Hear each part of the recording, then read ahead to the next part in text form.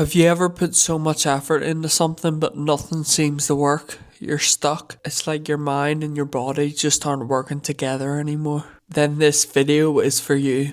What's up YouTube, it's Ben, and in this video I'm going to cover something that I wouldn't say is just theory. These are the habits that have helped me recover mentally and emotionally in dealing with a brain injury. Habits that have reshaped how my brain functions day to day. And the good thing is you don't need to have an injury to benefit from this. If you're aware how your brain works and how you can condition it, then you can dramatically improve the quality of your life. I think you can train your brain the same way you can train a muscle. The habits that I'm about to cover compound, and when they're combined, they create a completely different internal environment. So let's start with the foundation: exercise. After my accident, when I was injured, movement became limited. And what surprised me wasn't the physical frustration, it was the mental frustration of not being able to move. And what happened to my mood when I stopped moving? Your brain is wired to move. People think too much about the physical benefits of exercise, but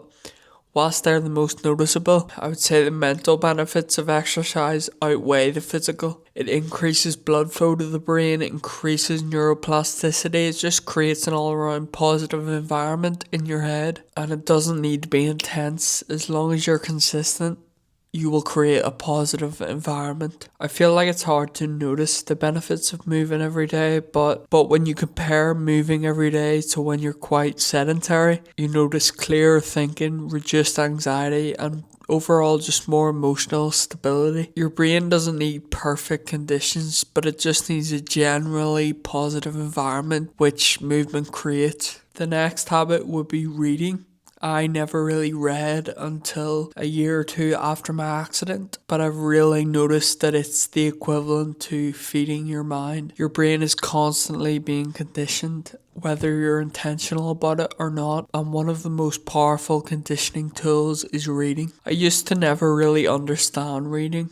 I thought it was just reading words on a page, but I think it's deeper than that now. I think it's actually quite therapeutic and stimulates different parts of your brain that you wouldn't normally stimulate. I think it slows down your thinking, it improves your focus, it strengthens neural pathways, reduces stress, and overall expands your perspective. So if you compare this to scrolling social media, when you're scrolling you'll seek novelty or dopamine, you'll crave stimulation and just avoid any depth. And I'm not perfect, I definitely get caught scrolling sometimes, but having the awareness of this is key. The next habit would be diet related, and that would be to eat brain fuel every day. Since my accident, a staple meal for me has been salmon and eggs. I'll have this meal every day, and where people might get sick of that, I know it's positive for me, so perhaps I tell myself I enjoy it, but I do.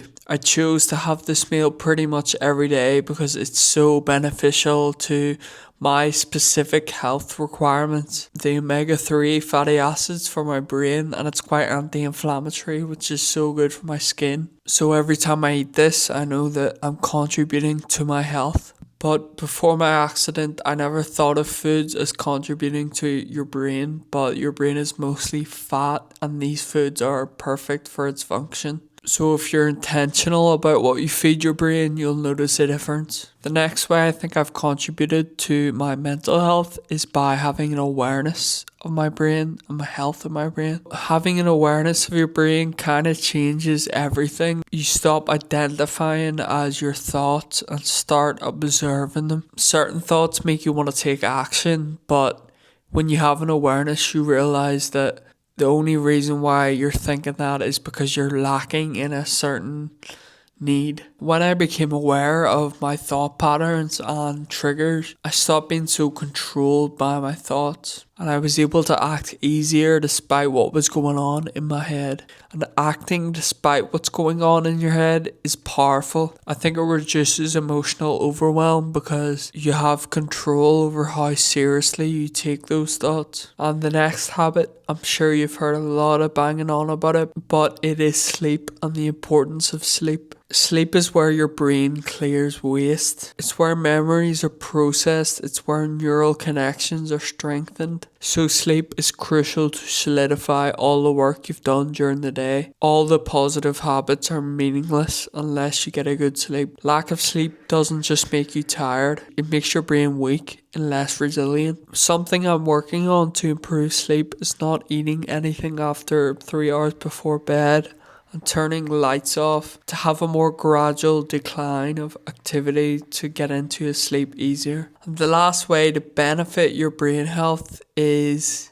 positivity. Don't get me wrong, choosing positivity isn't pretending everything is fine. It's choosing what your attention goes to. When I was injured, I had two options. I focused on my injury and what was wrong, or focus on progress. And only one was positive. And your brain strengthens what you repeatedly focus on. During recovery, there was practices that would help me. Having gratitude for small wins, positive self-talk, visualizing myself recover, and avoiding any negativity. People may call this mindset fluff, but I think it's neuroconditioning. Your brain adapts to emotional environments the way your muscles adapt to stress. But yeah, to round off this video, awareness changes everything. Your brain is adaptable, your mood is trainable, and you can influence your health. Even during injury, even during setbacks, you have the control. And when you combine these habits or activities, movement, reading, nutrition, awareness, sleep, and positive focus, you don't just feel better, you become more resilient. If this video helped you, leave a comment or share. And if you start becoming aware of your brain instead of fighting it, you can genuinely improve your life.